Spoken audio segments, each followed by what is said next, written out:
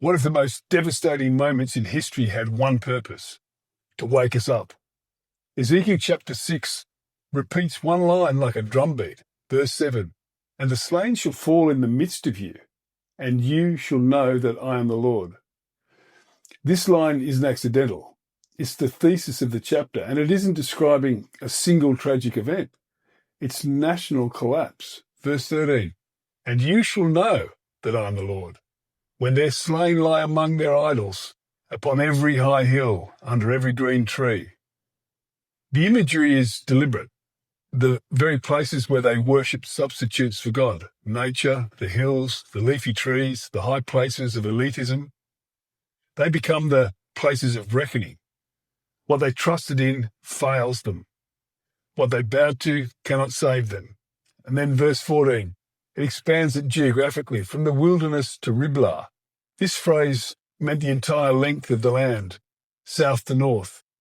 No pockets of immunity, no safe district, total exposure. 4 times in this chapter, the same refrain appears, that they will know that I am the Lord. This is not random violence. It's revelation through consequence. Repeated and prolonged avoidance of God eventually collides with reality. Sometimes it takes loss. Sometimes it takes collapse. Sometimes it takes death close to home. Not because God delights in devastation, but because illusion can be stubborn. This chapter is about recognition. We are finite creatures, temporary arrangements of matter and energy in a universe that dwarfs us. Human life has appeared for a blink of time in the vast expanse of space and history and time. Yet we inflate ourselves. We assume permanence. We assume control. Ezekiel cuts through this delusion. There's something in fact, and there's someone who is vastly more enduring than our collective ego.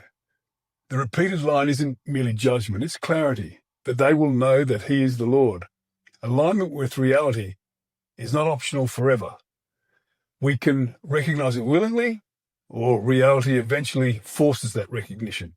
That's the sober way of Ezekiel chapter 6. Humble ourselves before it's too late. Remember, a chapter a day keeps the meaningless away. Love you guys.